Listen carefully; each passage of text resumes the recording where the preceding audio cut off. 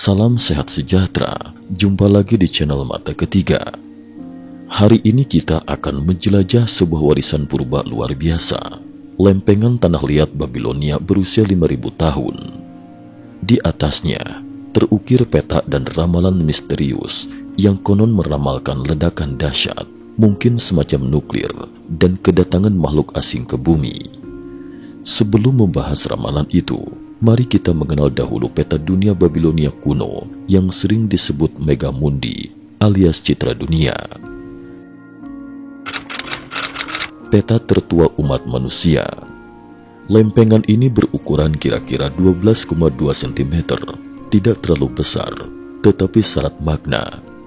Bagian depan dan belakangnya dipenuhi aksara Babilonia, Akkadia, berbentuk kalajengking.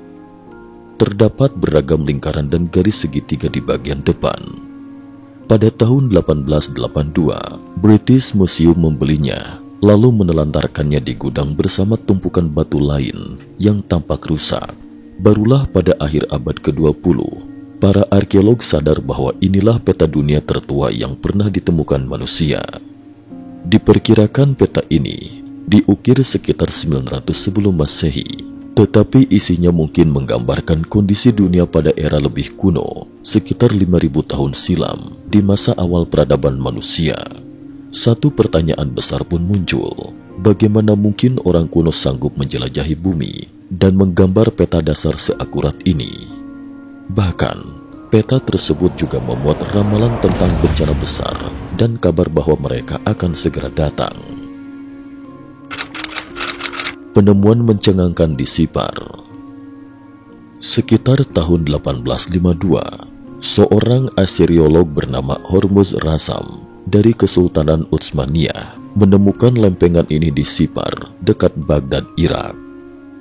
Rassam juga pernah menggali epik Gilgamesh, salah satu sastra tertua di dunia. Wilayah Sipar sekarang memang gersang, tetapi pada 3000 sebelum Masehi, era di tepi sungai Efrat itu penuh kehidupan. Kota-kota besar berdiri di sana, lengkap dengan kuil-kuil megah. Konon, Taman Gantung Babilonia, salah satu dari 7 keajaiban dunia kuno, juga dibangun di kawasan ini, walau hingga kini belum ada sisa fisiknya yang ditemukan.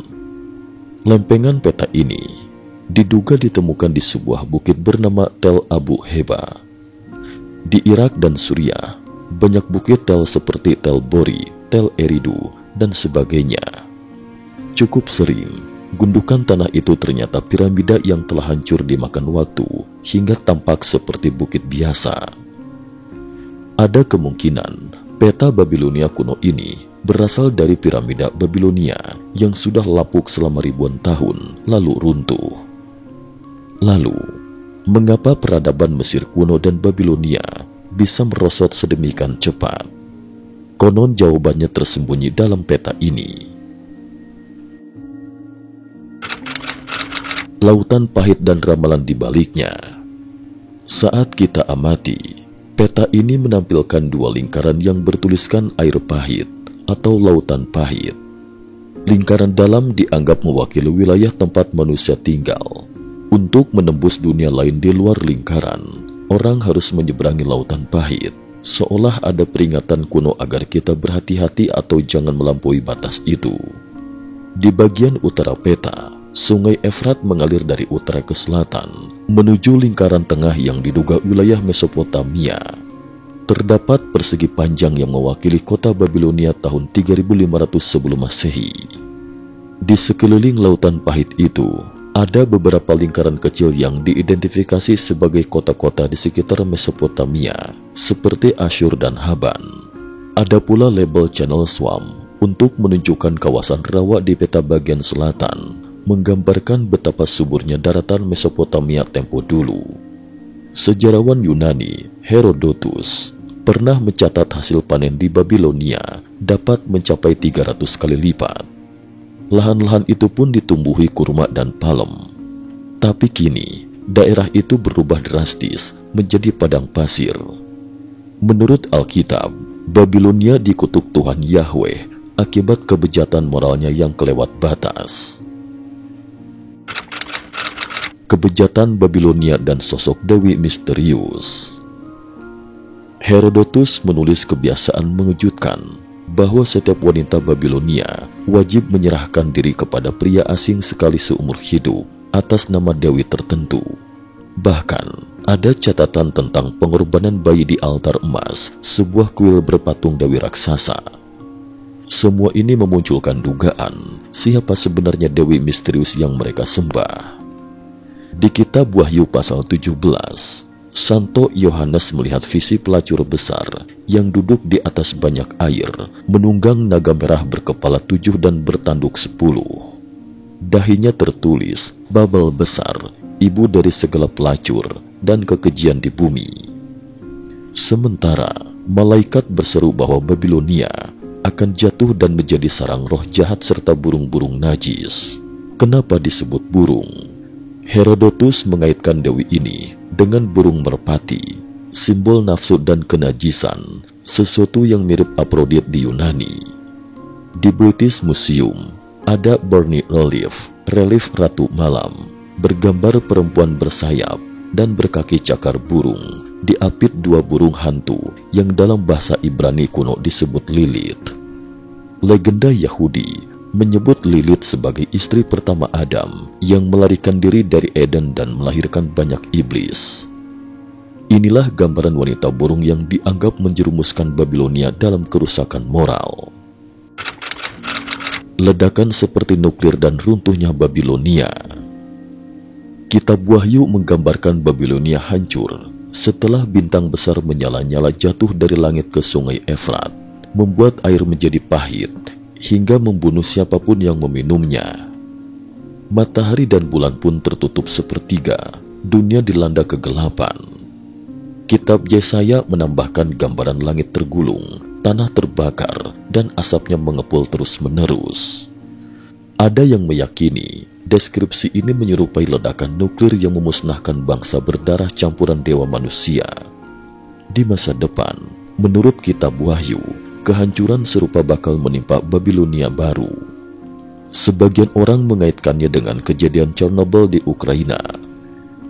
Kata Chernobyl memang berarti tumbuhan herbal hitam, sepadan dengan istilah wormwood yang tercantum di kitab Wahyu. Monumen malaikat bersangkakala di Chernobyl seakan merefleksikan nubuatan serupa. Kini, konflik di Ukraina memunculkan lagi bayangan krisis nuklir. Reaktor PLTN Kursk dibangun pada era yang sama dan tipe reaktornya serupa Chernobyl. Kita pun patut waspada akan malapetaka semacam itu terulang. Dunia di luar lautan pahit. Kembali ke peta Babilonia, kita menemukan 8 segitiga di sekeliling lautan pahit. Ada yang menafsirkannya sebagai 8 benua, 8 puncak gunung, atau bahkan 8 piramida peninggalan peradaban misterius. Sebagian percaya bahwa pada zaman purba, piramida seperti di Giza dibangun di berbagai belahan dunia sebagai penanda koordinat global. Jika kita tarik garis dari Babilonia menuju piramida Giza di Mesir, lalu lebih jauh hingga Antartika, kita mungkin menemukan jejak peradaban kuno di benua es itu. Penelitian Nature 2020 oleh tim Inggris-Jerman menguak sisa-sisa tumbuhan beriklim sedang di Antartika purba, menandakan wilayah tersebut dulu jauh lebih hangat. Peta Piri Reis 1513 juga memuat bentuk benua Antartika dan makhluk aneh tanpa kepala dalam istilah Latin Blemmies. Cerita Ramayana menyebutnya sebagai Kabanda, raksasa tanpa kepala, berkekuatan dahsyat yang konon dulunya memiliki sayap. Kisah-kisah ini memunculkan teori bahwa mungkin ada peradaban purba yang melibatkan makhluk burung manusia seperti Inanna. Mereka dipercaya merusak moral manusia dengan ritus bejat, lalu mengorbankan bayi. Pada akhirnya, tangisan umat manusia sampai ke telinga Tuhan Yahweh, yang kemudian mengutuk Babilonia. Kota megah itu pun runtuh secara tragis. Misteri tembok besar dan kapal kubus. Awalnya, satu bagian sudut peta Babilonia hilang sampai akhirnya ditemukan di gudang British Museum. Ternyata ada tulisan The Great Wall, tembok besar. Pada bagian belakang lempengan, ada catatan tentang tembok besar setinggi 840 T, diperkirakan 420 meter, dan pohon-pohon raksasa setinggi 120 T. Ada pula pembahasan tentang Posito Vessel, istilah yang dikaitkan dengan ketebalan bahtera Nabi Nuh versi Babilonia atau Epik Gilgamesh. Di sanalah tercantum kisah seseorang membangun kapal berbentuk kubus demi menyelamatkan diri dari air bah. Gambaran tentang bangunan kubus kerap muncul di berbagai budaya dan teks suci. Ka'bah di Mekah adalah kubus yang disucikan umat muslim. Kitab Wahyu juga memuat nubuatan tentang Yerusalem baru berbentuk kubus raksasa yang akan turun setelah pelacur besar dan setan dikalahkan. Malaikat mengukurnya setinggi sekitar 2.200 km, menembus atmosfer bumi. Ketika kota kubus itu datang, semua orang yang belum bertobat akan meratap sia-sia.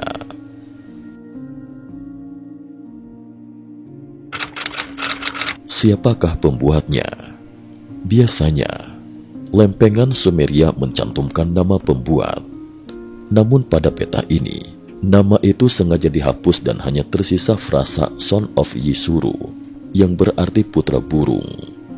Hal ini memunculkan spekulasi bahwa pembuatnya bukan manusia biasa, melainkan keturunan makhluk burung yang mampu memandang bumi dari langit. Mungkinkah ia terbang, lalu melukis apa yang dilihatnya dari angkasa? Benang merah antara masa lalu dan masa depan. Pertanyaannya, apakah lempengan ini memuat gambaran sejarah yang sudah terjadi ketika Babilonia luluh lantak disertai turun kapal kubus, atau justru meramalkan masa depan sebagaimana di kitab Wahyu? Batas antara masa lalu dan masa depan tampak kabur, seolah ada tirai tipis yang mempersilahkan kita melihat sekilas apa yang pernah dan akan terjadi. Misteri peta Babilonia ini masih membumbung, berpadu dengan legenda yang memengaruhi cara kita memahami sejarah, sekaligus menatap kemungkinan masa depan. Lempengan kuno ini bak sebuah kunci yang membuka gerbang menuju masa lampau yang syarat rahasia. Ia menantang kita untuk merenung, apakah alam semesta hanyalah siklus selalu berulang? Apakah semuanya telah ditentukan sejak awal? Ataukah ada nasib baru menanti manusia andai kita cukup bijak mengambil pelajaran? Jawabannya masih tersimpan dalam teka-teki raksasa.